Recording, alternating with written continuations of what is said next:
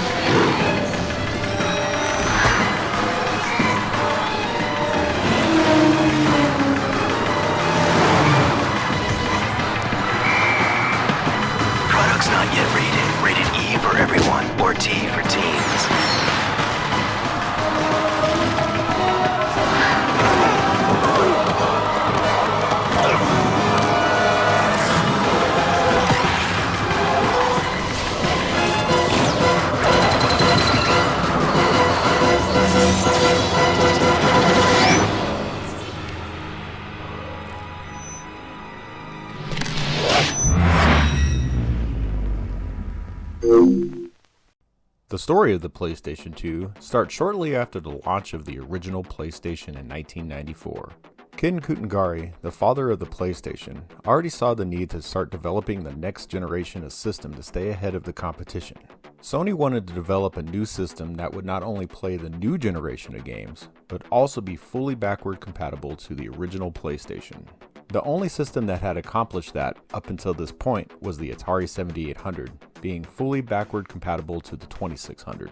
Also, development of the graphics rendering chip would be designed in-house. However, Sony wanted to see their options in case their chip didn't work out. They worked with a few different companies to design a new graphics rendering chip.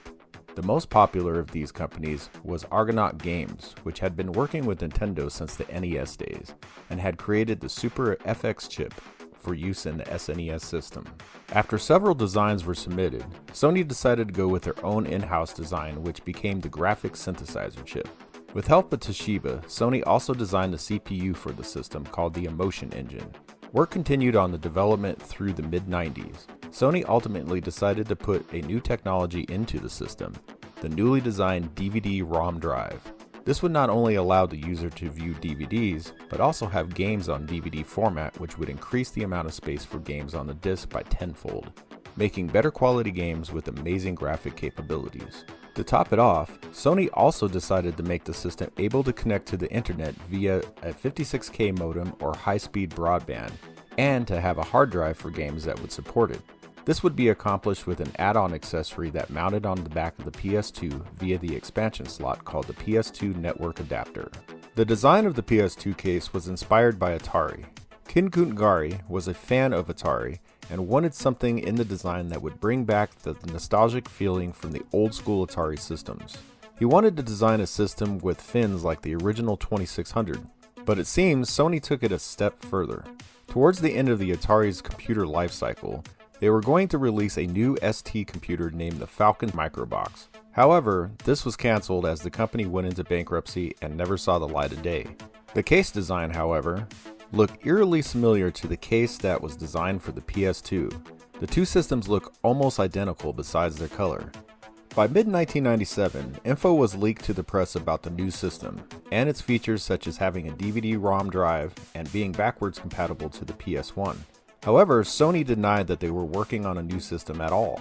It was almost a full 2 years after this, in March of 1999, that Sony officially announced that they were making a new PlayStation and told the world about its features. In September of 1999, Sega released the Dreamcast. It had a successful launch, selling more than 500,000 units in the first 2 weeks. Sony unveiled a new PS2 at the Tokyo Game Show on September 20th. 2 games were shown, the new Gran Turismo and Tekken Tag Tournament, to the amazement of the crowd. Once info about the new PlayStation came out, gamers were hesitant to buy the Dreamcast because the PS2 would have a DVD-ROM drive, which at the time was a huge selling point. The PS2 launched in March of 2000 in Japan, October in North America, and November in Europe. The launch was wildly successful. Sony sold more than 1.4 million units by the end of March in Japan, selling out of its entire inventory. More units were made for the North American and European launch, but they too were soon sold out. This led to the first time a video game system was being sold on eBay for several times the amount of the actual MSRP. Production of the system ramped up, and eventually there were ample supplies of the PS2. Also, Sony made better dev systems for third-party developers, making it easier for them to program games for the system. This coupled with the fact that the entire PS2 system was selling for equal or less than a standalone DVD player. This was a game changer at the time. Sales of the system soared. By the end of 2000, Sony had created such a financial nightmare for Sega, they decided to pull the plug on the Dreamcast and console production altogether by March of 2001. Although Sega was no longer a competitor, 2 new video game systems were released in 2001, the Nintendo GameCube and Microsoft's Xbox, both of which were more powerful than the PS2, but the GameCube lacked DVD playback and the Xbox needed an add-on remote control sensor to make DVD playback possible. This made the PS2 the go-to system if you wanted the ability to play DVDs as well as games. Also, with its ability to play PS1 games, made it the most popular system of the generation. They also secured exclusive licenses for games such as Grand Theft Auto and Metal Gear, making the system even more sought after. The PS2 really didn't get into online gaming until the launch of Microsoft's Xbox Live. Sony knew they had to get into the online realm to stay competitive. Unlike Microsoft that controlled the servers that the games were hosted on, Sony made the developer of the game run the servers for their games on the PS2. This kept playing online free to the player, unlike Xbox Live, which was a paid service. This made the PS2 more tempting to people who wanted to play online and on the cheap. During the PS2 production, Sony released another unique PS2 system called the PSX in Japan in 2003. It was a PS2 with a built-in DVR. It had up to a 250 gigabyte hard drive installed to record TV from either VHF or a cable tuner. It was also the first PlayStation to use Sony's XMB or Cross Media Bar graphics user interface that the PSP and the PS3 eventually had.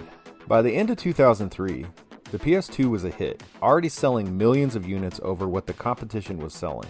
They wanted to make more profits, so they followed what Atari had done years before and started the design of a cost-reduced version of the PS2. In September of 2004, Sony released the PS2 Slim, a much smaller PS2 that included a top-loading drive, no hard drive support, and had a built-in modem. Also by this time, hacking the system was becoming popular with mod chips, and the new Slim version implemented protections against known mod chips at the time. The PS2 continued to be produced until 2013, when it was finally discontinued worldwide. The last game, Pro Evolution Soccer 2014, being released on November 8, 2013 in the UK. The PS2 launched in 2000 and was discontinued in 2013, giving the system a 13-year lifespan and selling over 155 million units, making it the best-selling video game console ever produced to this day, and bringing the DVD format to homes worldwide.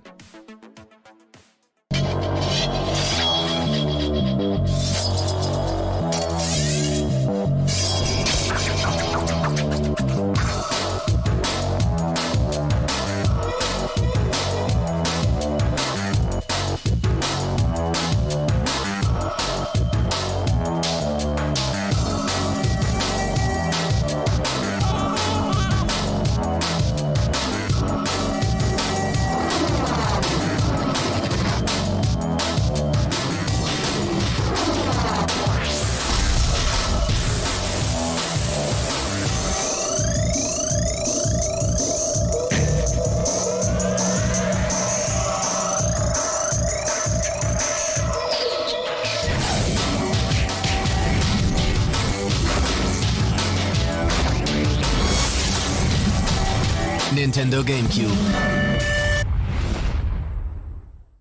The story of the Nintendo GameCube starts in 1996. The N64 had just launched, and Nintendo started development of a new console they named the N2000.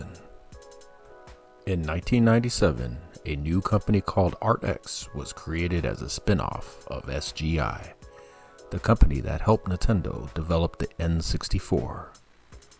As many as 20 engineers from SGI came to ArtX, and was led by Wei Yin, who was head of Nintendo operations for SGI and led Project Reality that eventually became the N64.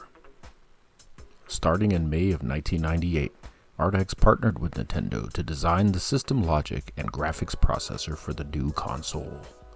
The GPU was codenamed Flipper. Also around this time, Nintendo partnered with IBM to create the CPU for the system codenamed Gecko, and with Panasonic to create the system drive mechanism. The name of the project was changed from N2000 to StarCube, then Nintendo advanced during this time. In May of 1999, the console was first announced with another new codename, Project Dolphin. After this, Nintendo started supplying development kits to third-party developers. In April of 2000, ArtX was acquired by ATI.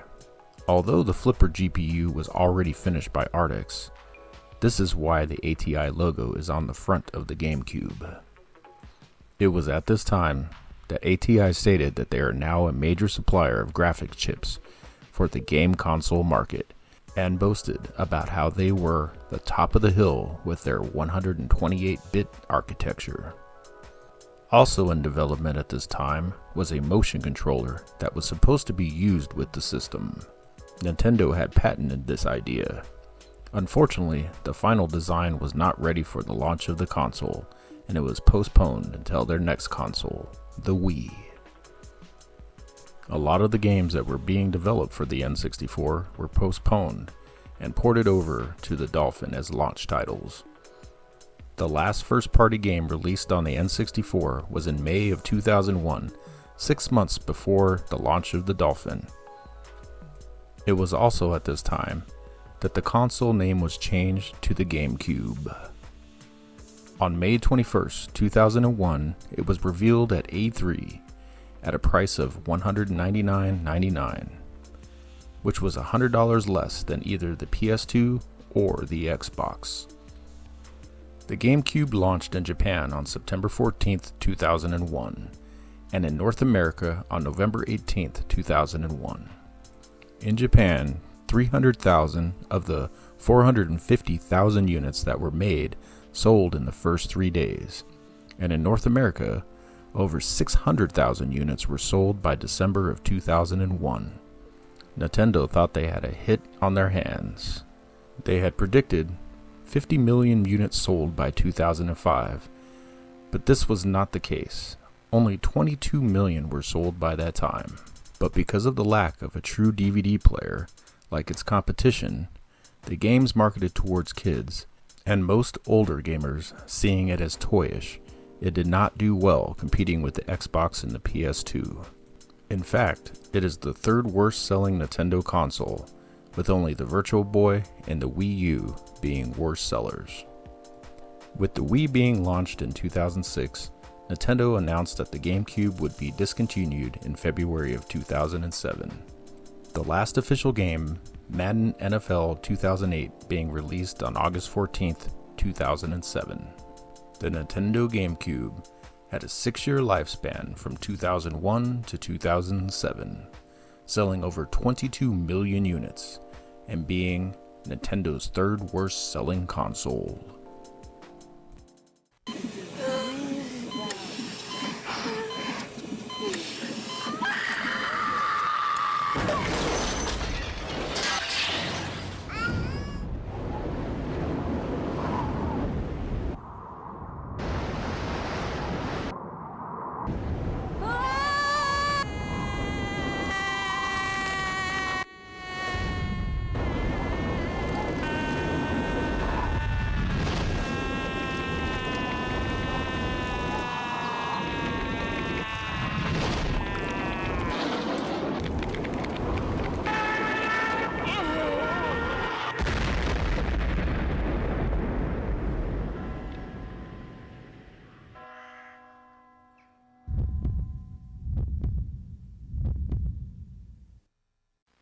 The story of the Xbox starts in the late 1990s. Microsoft had found success in the PC gaming market with titles such as Flight Simulator and Age of Empires using the DirectX API. They saw the success Sony was having with the PlayStation and wanted in on the action. Sony had announced the upcoming console, the PlayStation 2, and discussed how the game console will take over the PC market in the next few years for games and internet connectivity. This worried Bill Gates as he saw it as direct competition to Microsoft's PC home market. Sega had worked with Microsoft and used a version of Windows CE to develop games on the Dreamcast. Microsoft contacted Sony to try to work a deal with them to develop the software to program games on the PS2, just as they had done with Sega. Sony refused the offer, deciding to develop their own dev system. Bill Gates now wanted to get into the game console market to directly compete with Sony. Gates contacted Hiroshi Yamauchi to try to acquire Nintendo, which Yamauchi adamantly declined. Around this time, 4 Microsoft DirectX engineers, Kevin Backus, Seamus Blackley, Ed Hayes, and Otto Bertcase, they started discussing ideas for a new game console that would work off the DirectX technology. The project was codenamed Midway to represent the Japanese defeat to American forces at Midway Island during World War II, showing Microsoft's ambition to defeat Sony in the console market. In March of 1999, the DirectX team had their first development meeting about the new console. They decided it should run off a dumbed-down version of Windows 2000 and DirectX 8.1. They wanted it built from PC parts to make it even easier to port games over from the PC to the new console. Microsoft had acquired WebTV and had put it on the team to develop the new console as well. The DirectX team and the WebTV team just didn't agree on what the console should be. The WebTV group wanted it to run off Windows CE and the hardware to be created from the ground up instead of using PC hardware. This came to a head in a meeting of May of 1999. Both teams pitched their idea. The DirectX team emphasized the use of PC hardware, a hard drive, and an Ethernet port for internet connectivity, while the WebTV group wanted a system designed from the ground up using dial-up internet. Gates ultimately decided to go with the DirectX team's idea, mainly because of its use of broadband internet for the upcoming Xbox Live. Microsoft initially wanted a third party to manufacture the consoles, but after more research was done, this was not going to be feasible and they would have to manufacture the consoles themselves. That drove the cost up more than they wanted. Bill Gates was furious about this, but after being reminded that he was going to be competing with the top dog in the industry, Sony, Gates decided to move forward with the project, no matter the cost. They began prototyping the console using Dell computer parts and an AMD processor, but in the final design, an Intel processor was used instead without AMD's knowledge. In the year 2000, they were coming up with a name for the console. They wanted it to show the use of DirectX. Several names were thrown around, including Direct Xbox, XXXbox, Direct XXXbox.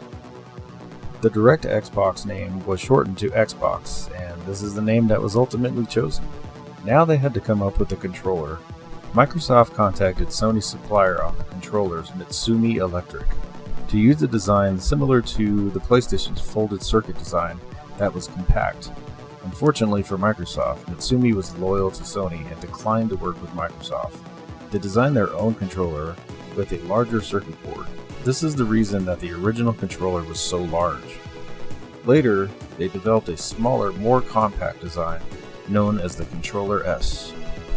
Now Microsoft just needed someone to manufacture the console for them. They contracted with Flextronics to produce the Xbox. They even built a new factory in Mexico for the production.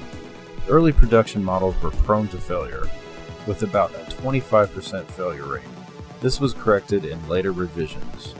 Gates himself leaked info about the project in an interview in 1999, stating he wanted the console to be the platform of choice for the best and most creative game developers in the world. In 2000, Gates was a keynote speaker at the Game Developers Conference and showed an early prototype of the system. Also during this time, Microsoft tried to acquire many different developers, such as Electronic Arts, Nintendo, Square Enix, and Midway, without any success.